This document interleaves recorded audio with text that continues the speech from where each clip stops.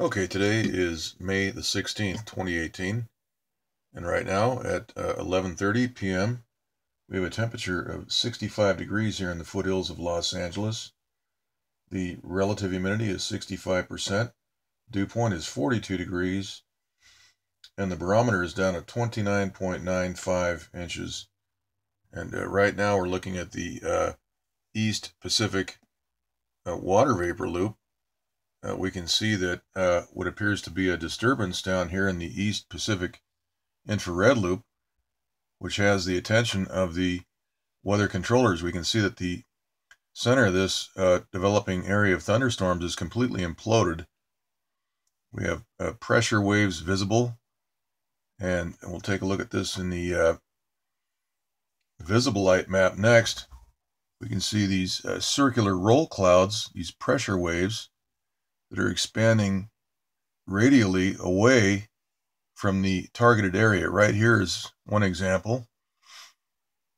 And then right down here and right over here.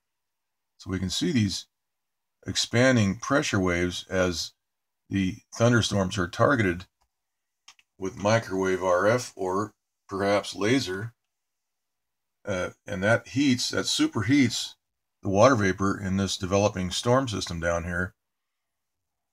And that produces a rapidly expanding area of water vapor, and that's what produces these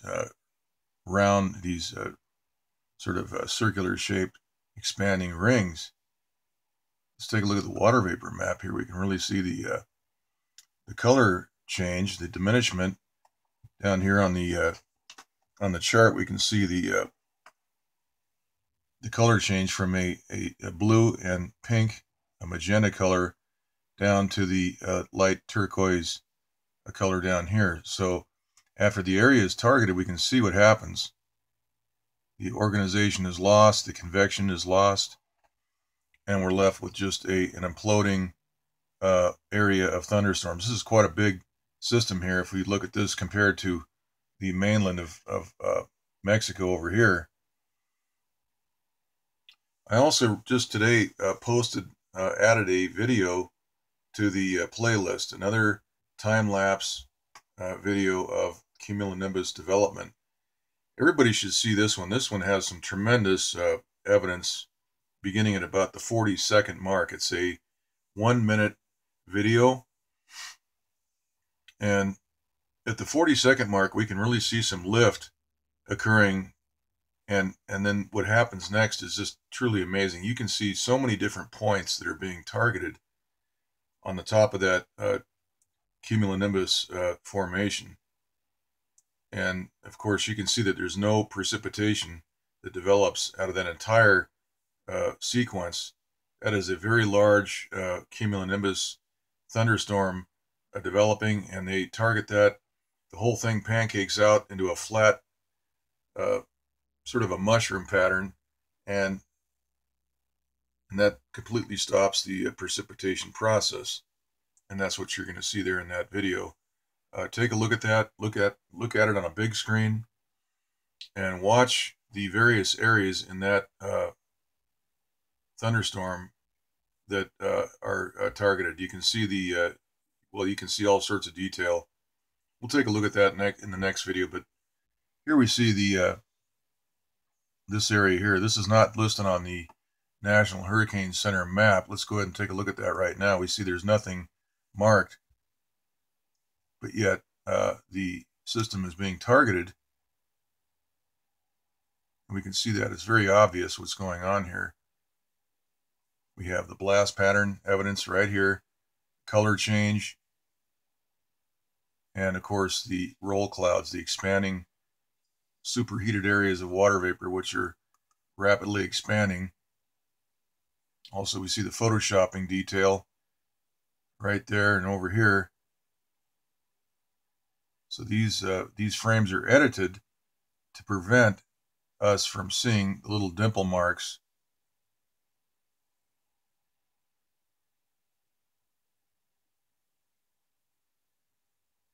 Right here we can see these little roll clouds like I mentioned.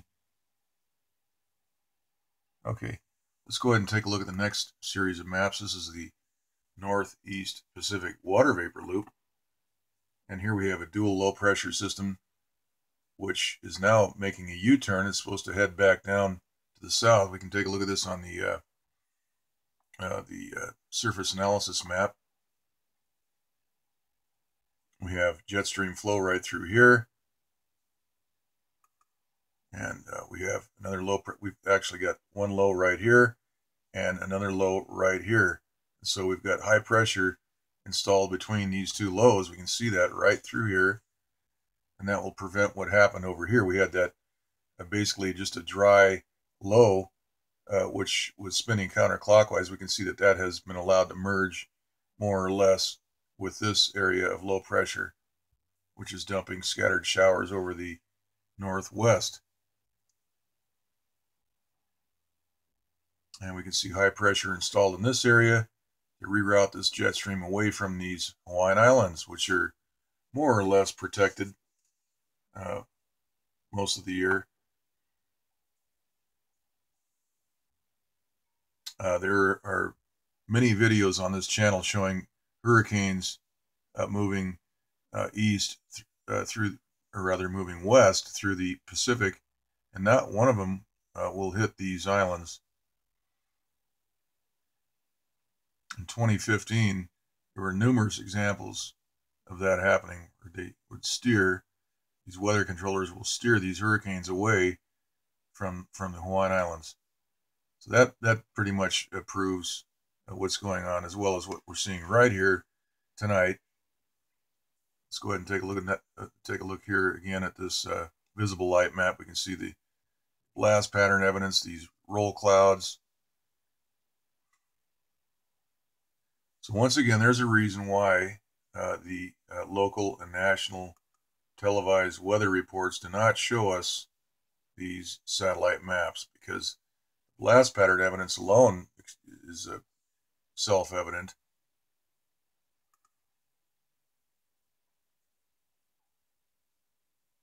Just look at the center of this implode. A huge hole opening up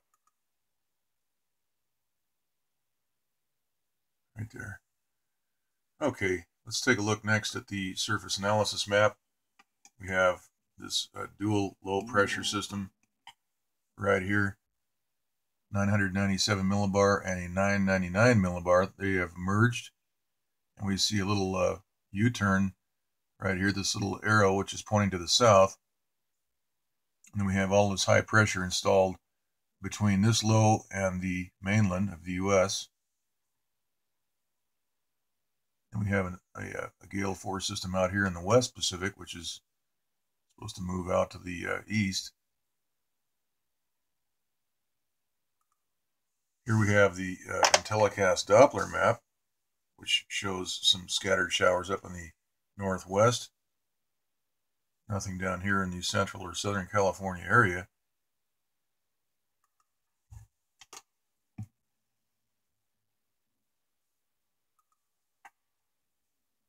All right, so that's the report for tonight.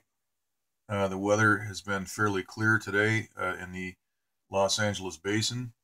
Clear skies, no chemtrails visible, and humidity in the 40s and 50s, which is good. That's not too dry. We're seeing basically good conditions. We'd like to see a little more rain. Okay, that's it. We'll do another update probably tomorrow. Okay, that's it.